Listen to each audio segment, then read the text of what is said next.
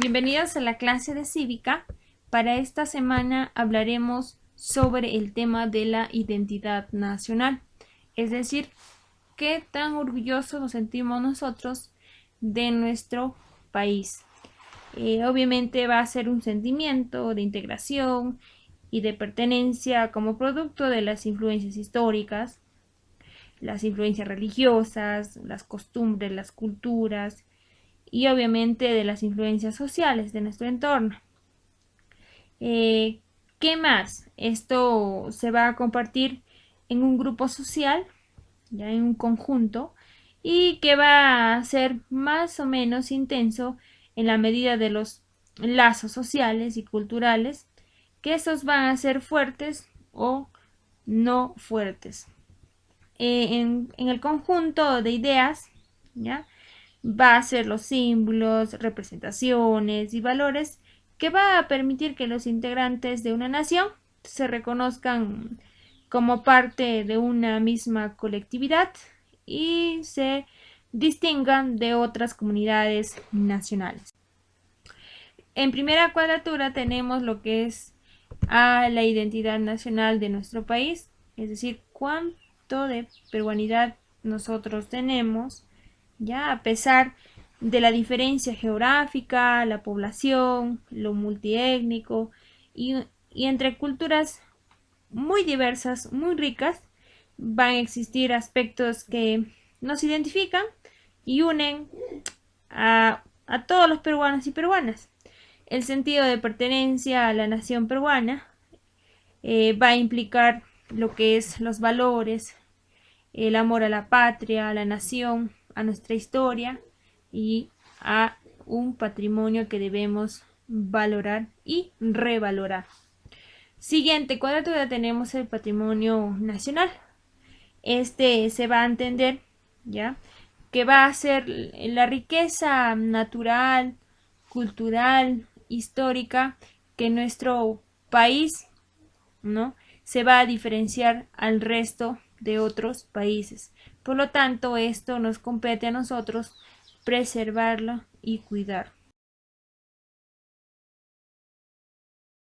En patrimonio nacional vamos a identificar qué se entiende por el natural, cultural y tipologías del patrimonio cultural.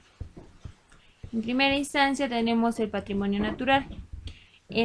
Su mismo nombre lo menciona, que va a ser ejercido por su misma naturaleza y vamos a entender como el conjunto de plantas, de animales, paisajes, ecosistemas que van a formar vegetales y recursos genéticos que contribuyan obviamente a la herencia común de los habitantes.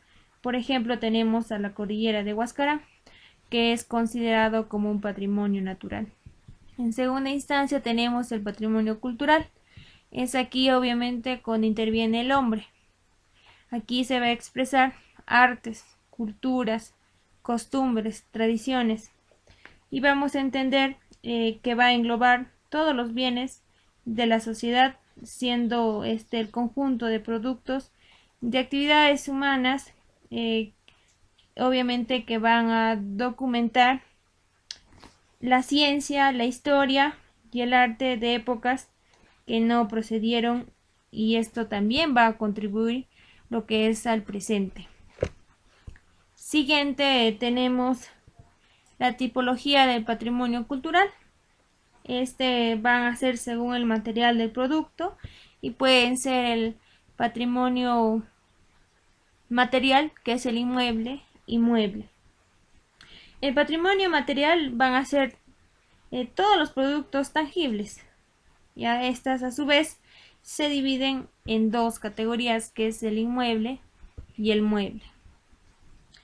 En lo que es el inmueble vamos a entender que aquellos que no pueden ser separados de su entorno, lo que no pueden transportar, por ejemplo tenemos restos arqueológicos, edificaciones coloniales y las edificaciones republicanas.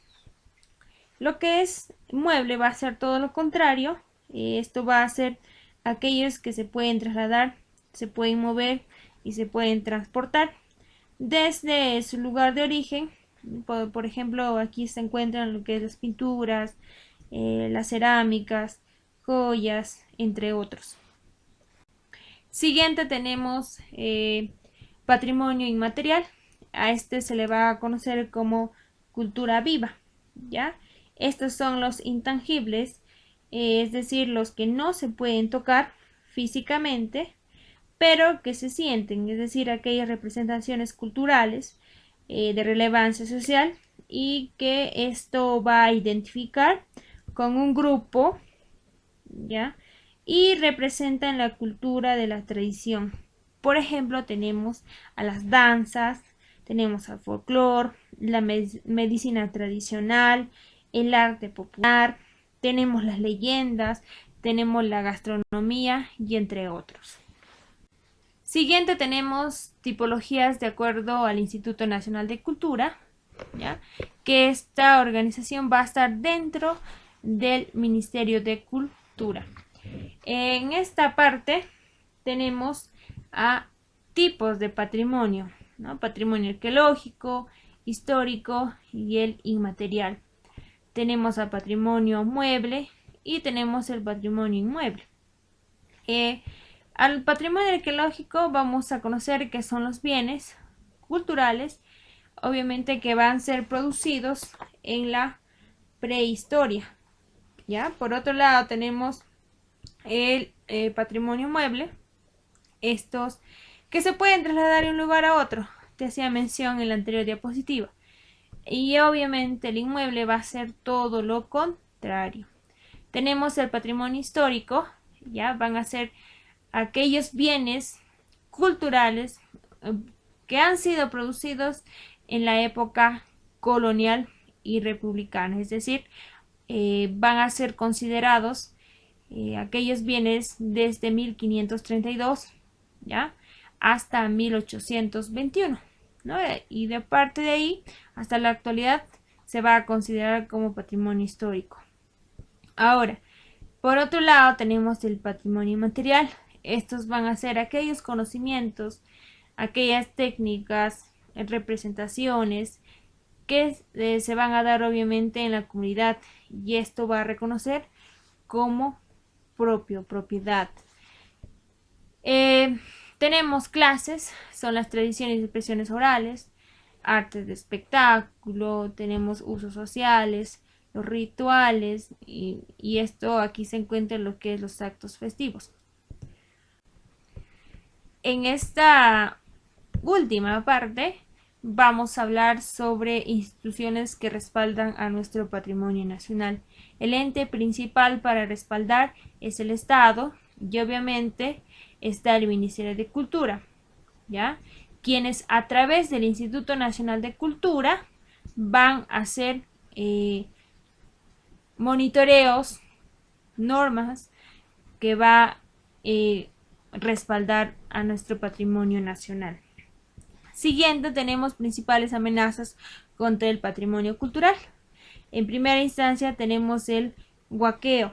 Aquí vamos a entender qué es la excavación clandestina de sitios arqueológicos, obviamente con el propósito de extraer bienes y culturales.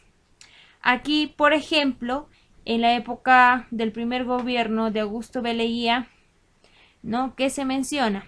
Que en 1911 descubren Machu Picchu por Irán Bingham. ¿Y qué sucede? Hacen el saqueo, pues, de en este caso, de los bienes de nuestro lugar arqueológico, que es Machu Picchu. Siguiente tenemos el robo sacrílego. Esto vamos a entender que va a ser el asalto a las iglesias, conventos y monasterios, ¿ya? Y obviamente que esto van a ser lugares de culto en general. Los fenómenos naturales ya pueden afectar también nuestro patrimonio nacional, por ejemplo los huaicos, los terremotos y entre otros. Siguiente tenemos el vandalismo. El vandalismo van a ser acciones que lo pueden hacer voluntariamente o involuntaria, ¿no? Que esto van a dañar algunos bienes culturales. Por ejemplo tenemos las pintas, las inscripciones, los grafitis. entre otros. Tenemos por último la modernidad. ¿Ya? Esto va a ser cuando algunas autoridades van a permitir destruir un sitio arqueológico para construir carreteras, por ejemplo, ampliar una avenida con el argumento de la modernidad. O sea, también están dañando lo que es a nuestro patrimonio nacional. Aquí te estoy dejando un pequeño trabajo. ¿Se bien? Vas a elaborar un tríptico de la identidad nacional. Recuerden, en la portada, en la primera parte, el tríptico tiene que contener las siguientes características: institución educativa, el área, el tema de qué estás haciendo tu tríptico, tus apellidos y nombres, y por último tenemos el año. Ahora, en el contenido, ¿qué va ahí? Primero va a ir la parte introductoria, es decir, de qué vas a hablar en este tríptico. Y siguiente va a ir el contenido, ¿ya? Y por último tenemos las conclusiones. Habiendo explicado el cómo se va a elaborar el tríptico, ¿ya? Usted lo va a pegar en su cuaderno.